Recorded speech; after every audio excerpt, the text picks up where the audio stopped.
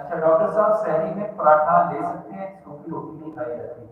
मेरे मोहतरम भाइयों, मैं आपको पराठा बनाने का तरीका बताता हूँ।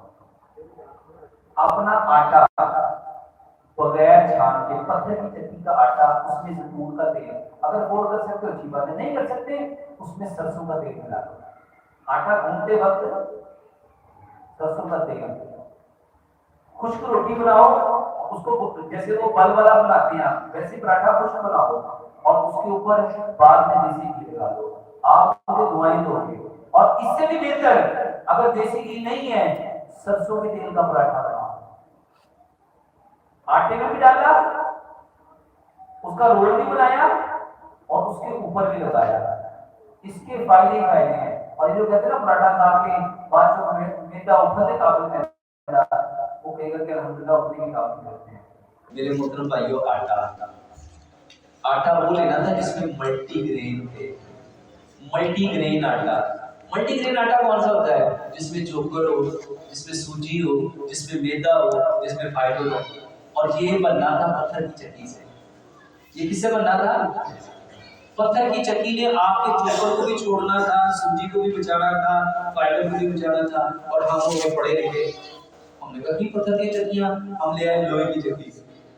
वो बटन दबाया, उनका आरपीएम घूमिया, उसने चोकर को भी जला दिया, उसने सूजी को भी जला दिया, उसने मैदे को भी जला दिया, उसने फाइबर को भी। वो चक्की से जब आटा निकलता है तो वो कैसा होता है? ठंडा की गर्म। अपना हाथ जरा नीचे रखो, हाथ पे आटा पड़ेगा तो हाथ की स्किन को बचाएगा कि जला देगा? जरा सोचो, जो आपकी स्किन को जला दे, उस आटे की जो गजाइयत थी वो बचेगी? तो आप लोग क्या खा रहे हो? क्या खा रहे हो? बीमारी। ये है बीमारी जो आप अपने हाथों से अपने बच्चों के लिए लेके जाते हो। और पत्थर की चक्कियां वापस लाओ, पत्थर की चक्कियां वापस लाओ। बहुत सारे लोगों ने सरसों के बारे में वीडियोस बनाई, इसके अंदर ये होता है, इसके अंदर ये होता है। एक असूल बता देता हूँ आपको। मेरे मोहतरम भाइयों, बहुत सारे लोगों ने सरसों के बारे में बताया, इसके अंदर एक ऐसा एसिड पाया जाता है जो दिल के पट्टों को कमजोर करता है। मान लेते हैं अगर सरसों की 100 फायदों में से एक अगर बीमारी भी है, अगर 100 फायदे का नुकसान है, तो चीज ले लीजिए, छड़ दी जाएगी। और भाई अगर उसमें कोई एक दो बीमारी भी है ना, जो तेल आप खा रहे हो उससे तो वो करोड़ दर्जे फिर भी बेहतर है। तो सरसों के तेल में खाना बनाओ। आप ना अपने घर में जाके देखो, ये जितने लोगों की, किसी की एक नाली बंद है, किसी की दिल की 2 नालियां बंद है, किसी की 3 नालियां बंद है, बंद होती नहीं होती? और डॉक्टर फौरन क्या कहते हैं? क्या कराओ? स्टड लगाओ, बाईपास कराओ। मेरे मोहतरम भाइयों, आपको पता है ये नालियां बंद क्यों होती हैं? कुकिंग ऑयल की वजह से। और देखना चाहते हो कैसे बंद होती हैं? अपने घर जाओ, जाके किचन पे दीवार पे हाथ फेरो, हाथ पे क्या आएगा? अच्छा, लोग कहते हैं यहाँ पे डस्ट होती है, इस वजह से चिकनाई आती है। कभी आपने जहाँ बर्तन धोते हैं सिंक का पाइप देखा है? उस बर्तन धोने वाले सिंक का पाइप जहाँ जाके जिस नाली में खुलता है, उस नाली का गटर का ढक्कन उठाओ, उसमें चम्मच मारो तो बीच में क्या जमा हुआ है? अब वहां तो डस्ट नहीं है, पानी में वो कैसे जम गया?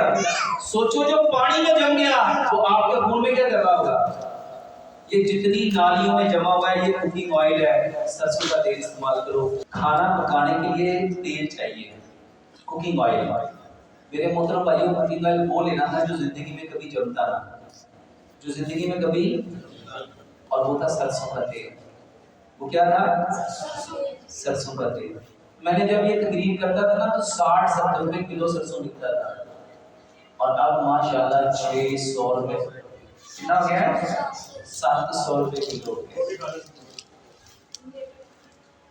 और यकीन मानो, मुझे बंदा क्या कहता, डॉक्टर साहब तुसी ये जी रहे हैं ना, तेल लौट दे 1000 रुपए दे जाएगा।